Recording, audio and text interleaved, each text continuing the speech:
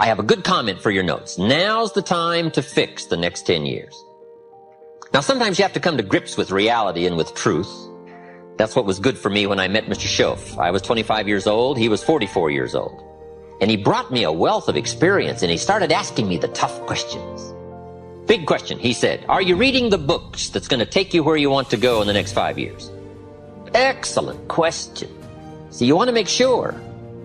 I would assume for all of you, to get where you want to be in the next 5 years, you're either reading the right books or you're not. That's kind of a brilliant statement, right? You're either engaged in the disciplines or you're not. But here's what we don't want to engage in. Disillusion. Hoping without acting. Wishing without doing. So the key is to take a look and say, where am I? What could I do to make the changes, to make sure that I can take more certain daily steps toward the treasure I want, the mental treasure, the personal treasure, the spiritual treasure, the financial treasure. I don't want to make any errors. Now's the time to adjust my daily program to take me where I want to go. You might draw a little circle. This is where you are. 10 years from now you could be here, or 10 years from now you could be here. And the difference in 10 years between here and here could be significant in money and lifestyle, treasures, equity. In 10 years, an incredible difference, but right here, a small difference in the change of discipline, the change of thinking to start you on this journey versus this journey. Now, it's also very important intellectually to know whether or not you're headed this way or this way. And once you decide, 10 years from now, I think that the gathering of my intellectual and personal and spiritual and moral and economic treasure may not be that great. The key is to start right now making these changes to walk this new road. But here's what's exciting to me. Just a few daily disciplines makes a great deal of difference in 1 year, 3 years, 5 years. Just a few daily disciplines. Whether you wind up here or here. Good question.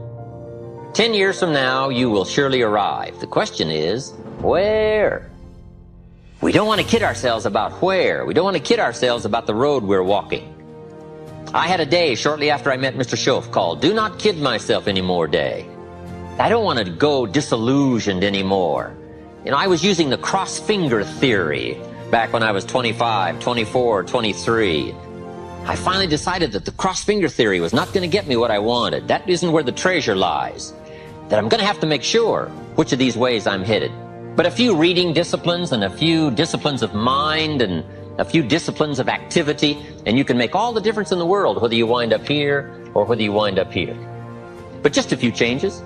Sometimes we get the idea that we're doing about 10% and there's about 90% more that we need in order to make the difference for our fortune. And probably the opposite is true. We're doing enough things to have bought and shared in the good life so far. And maybe all you need is that extra 5%, 10% of intellectual change, activity change, a refinement of discipline, a refinement of thought. And all we need is the ideas to make those simple changes. And the equity starts gathering in 1 year, 3 years, 5 years, 10 years. So here's one of the key questions of the evening. Starting tomorrow, what are you going to do that'll make a change in your life's direction? Good question. What are you going to do starting tomorrow that'll make a difference? Now see, if you don't do something starting tomorrow that'll make a difference, guess what? It's going to be the same. And see, that way you can guess what the next 5 years are going to be like. Look at the last 5. Because the next 5 are going to be like the last 5 unless you, major key, tomorrow, change it all. Or change a little, or change something, or don't change. It's choice time. You can do whatever you want. But it's nice to know any day you wish you can change your whole life. What can you do starting tomorrow that'll make a difference? Good question. What can you do with economic chaos, massive disappointment? What can you do with a broken heart? What can you do when it won't work? Good question. If you want your life to change, here's the source of it all. Ideas plus inspiration. Now, ideas are not that far away. Everything you need is within reach. The ideas you need for life change or business change is within reading reach. It's within listening reach. There's probably a library not too far from you. The problem is, right, there's a library there, but most people drive by. Very few drive in. Do you know how many people own a library card in the United States? 3%. And guess how much they cost? Nothing. Wow. But see, it's within reach. Now the key is, who's going to reach? There's a simple Bible phrase, and I'm an amateur on the Bible, but here's what it says. If you search, you will find. But it's very important to know that finding is reserved for the searchers. We don't find what we need, we find what we search for. Needing is not the prerequisite to getting value. You can't be a needer, you have to be a searcher. But if you'll search, if you'll try, if you'll go, if you'll listen, ideas are within reach. And ideas are life-changing. There's nothing so powerful as an idea whose time has come. A business idea, a social idea, an investment idea, good health idea.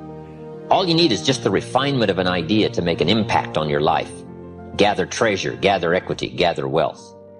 Because it doesn't take much to make a significant difference as the time passes. A good note for you to take. We could all use a little coaching. Listen to someone's experiences and see if it might cause for you a little moment of correction so that you can make some changes that'll add up to some extra worth in the next 1 year, 3 years, 5 years. All kinds of ideas, health ideas, enterprise ideas, living a better life ideas.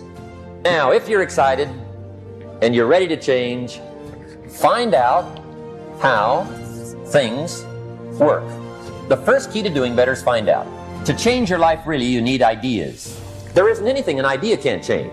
And Schultz taught me the major problem is lack of an idea, not a problem. At first, I didn't have any money. I said to Mr. Schultz, I don't have any money. He said, that's not a problem. Now, see, up until then, I always thought it was. Right? I was confused.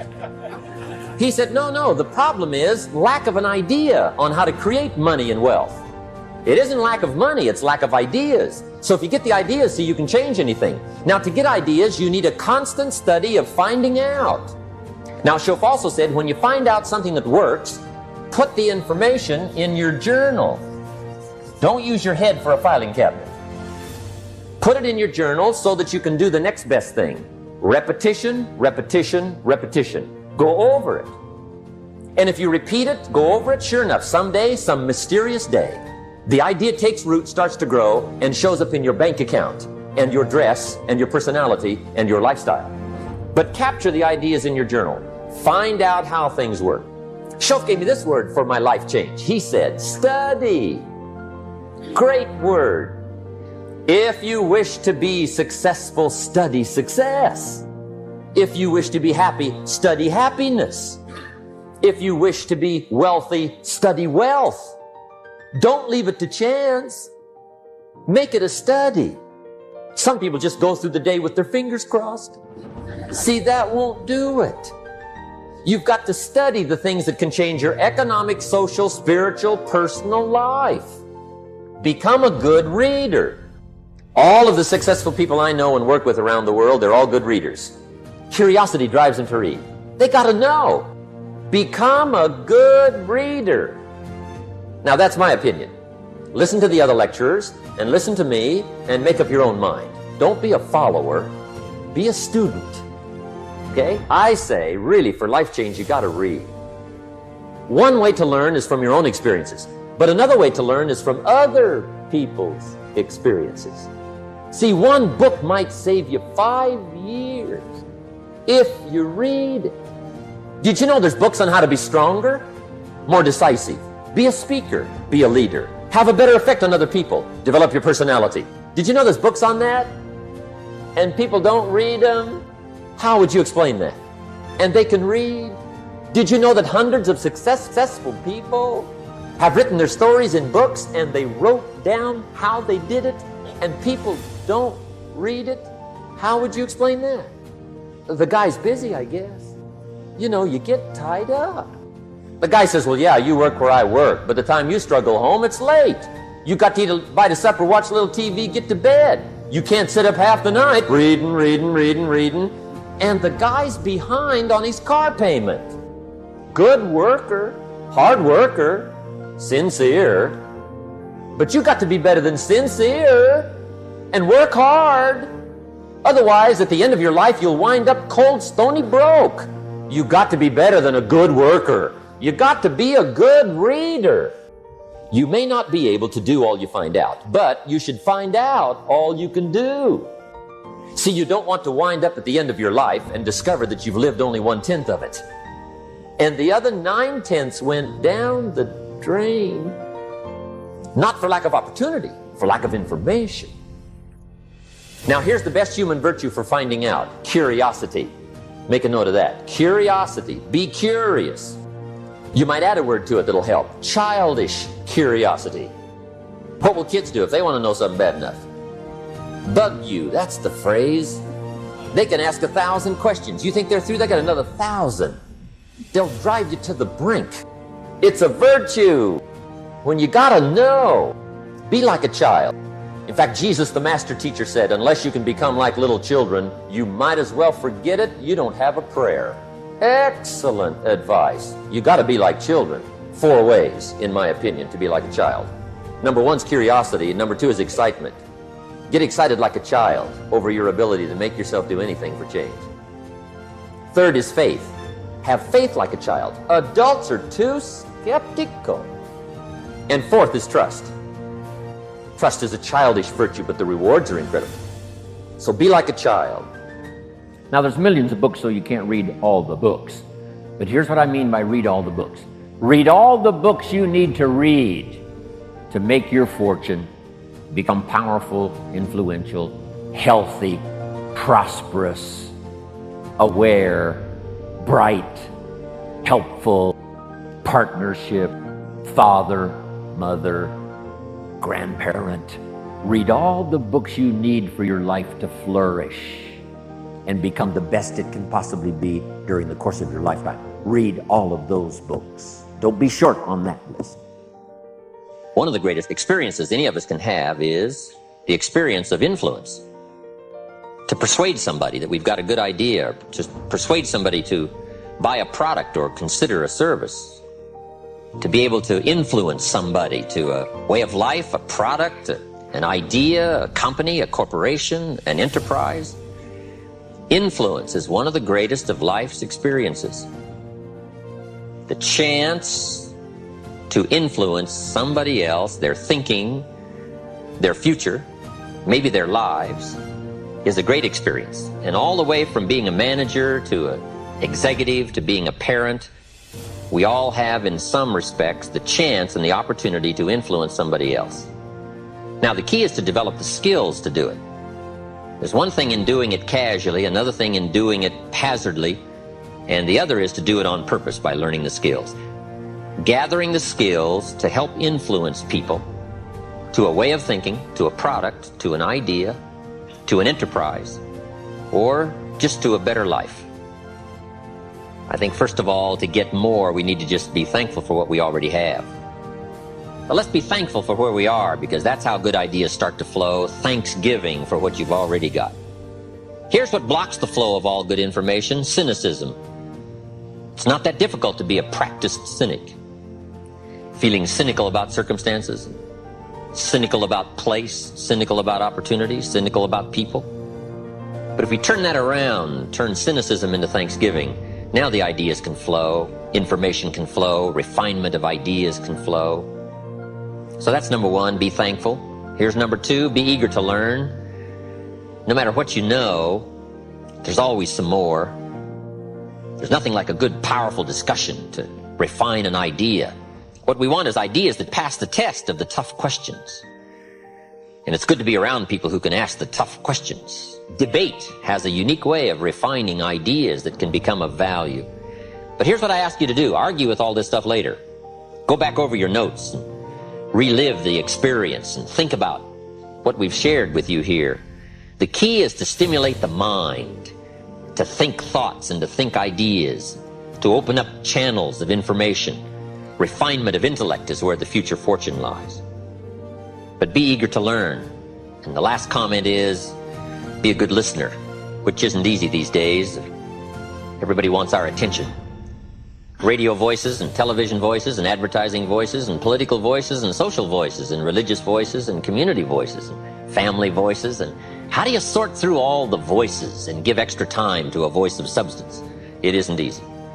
But if you'll practice the art of good listening, no telling what you can find in the way of ideas that can help change your life. The next key word is inspiration. Inspiration is a mystery, why some people are inspired and some are not. Who knows what that mystery is? Emotional vitality.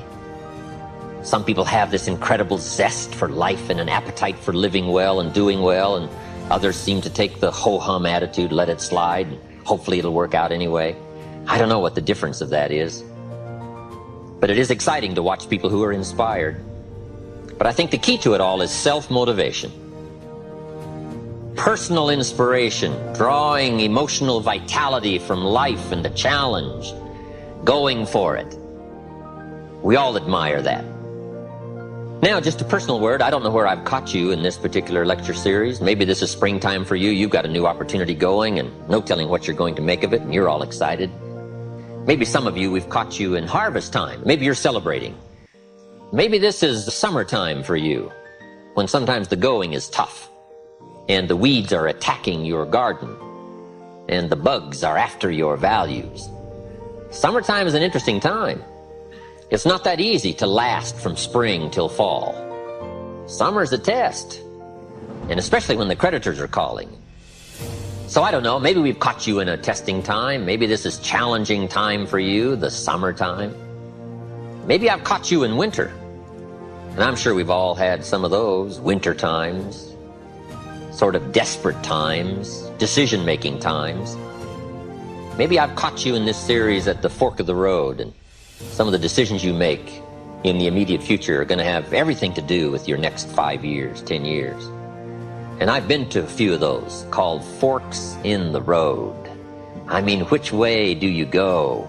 What do you select now as your next path of opportunity? And maybe these are trying times for you. Winter can be a source of trial when the push is on and the press is on. You got to get going. You got to take action.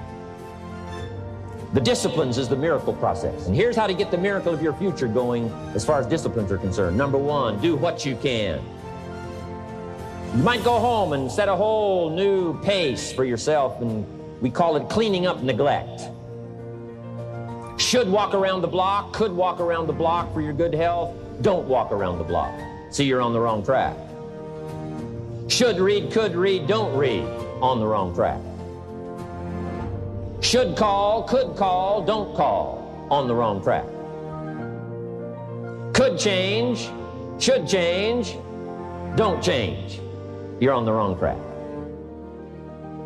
Don't let neglect destroy your days, destroy your life, and destroy your future. Go back and do what you can. And if you'll do what you can, then life will give you some extraordinary things to do. You got to take care of the small disciplines before life will give you a chance to handle the more complicated disciplines.